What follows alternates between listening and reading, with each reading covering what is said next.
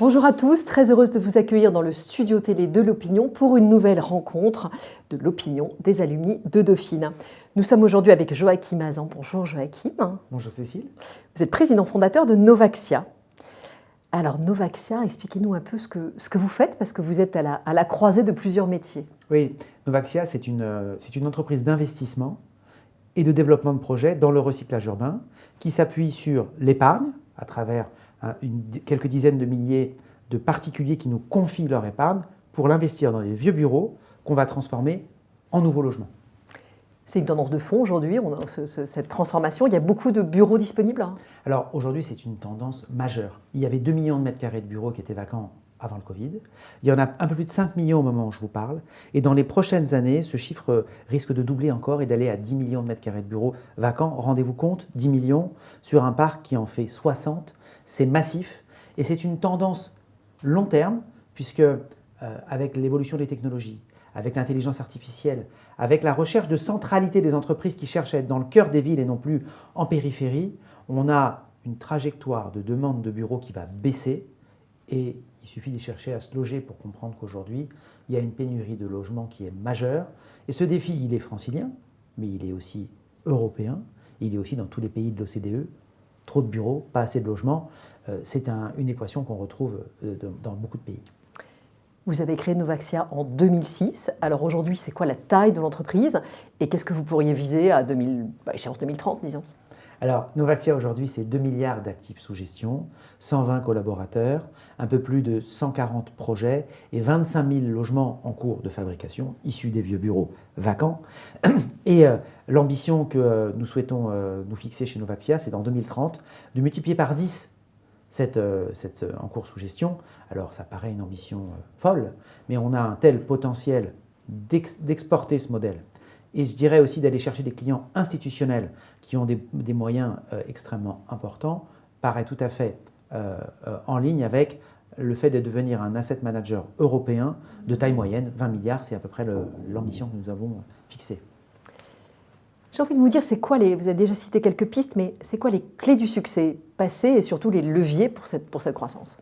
Alors, les clés du succès, à supposer que j'en ai certaines, c'est déjà petit 1, je dirais, de faire en sorte de tirer profit de ces échecs, apprendre de ces échecs, et notamment avec mon mantra « à tout mal arrive un bien », ça je l'ai constaté un certain nombre de fois, qu'il y avait toujours derrière une défaite un apprentissage. Et je pense qu'être câblé comme ça permet de voir les choses de la bonne manière. De mettre le sens à profit, c'est quelque chose qui est vraiment important pour moi, et non pas profiter du sens comme on le disait. L'idée, c'est de se dire que quand on fait une activité uniquement dans un but économique, eh bien c'est vide de sens, et puis c'est pas le sens de l'histoire. Quand on fait une activité uniquement dans un but de sens, eh bien c'est de l'associatif, et l'enjeu, c'est d'arriver à marier les deux, de créer de la valeur économique, tout en ayant un impact sociétal fort, et c'est pour ça aussi que Novaxia est entreprise à mission. On était réunis aujourd'hui autour de Dauphine et de la jeunesse.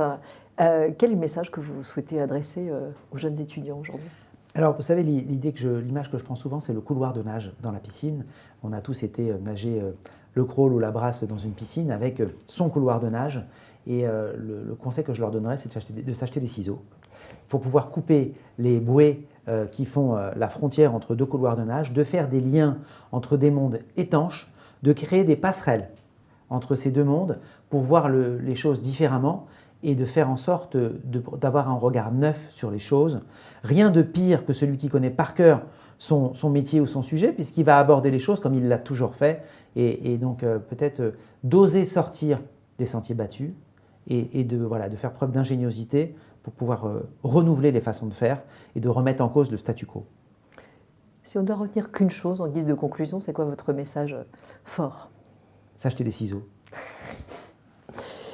Je me tourne vers vous, Thomas Labergère, vous êtes directeur général d'ING France. Alors, qu'est-ce que vous inspire ce beau parcours? Qu'est-ce que vous a inspiré l'heure qu'on a passée avec Joachim?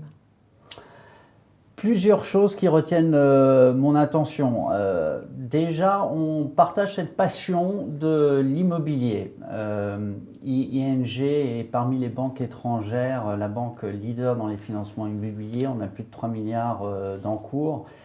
et notamment le financement de l'immobilier à impact sous contrainte environnementale est aussi une priorité pour nous.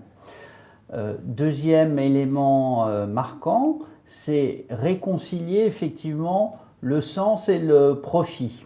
Novaxia est une entreprise à mission. Nous nous sommes définis aussi une raison d'être qui est ensemble, soutenons les volontés d'agir pour un monde plus responsable. Et les équipes qui ont défini cette mission chez ING sont extrêmement mobilisées dans cet objectif. Et troisième élément aussi qui résonne particulièrement, c'est challenger le status quo. Notre motto chez ING, c'est « Get uncomfortable ». Le monde est de plus en plus complexe et les solutions du passé ne peuvent plus répondre aux défis qui sont les nôtres. On se doit d'expérimenter des solutions nouvelles, tenter, apprendre par l'échec y compris. Et Novaxia est un formidable exemple de ce point de vue-là, avec beaucoup de réussite. Écoutez, merci beaucoup à tous les deux. Et puis rendez-vous le 9 avril pour un nouveau rendez-vous de l'opinion des Aluminiers de Dauphine.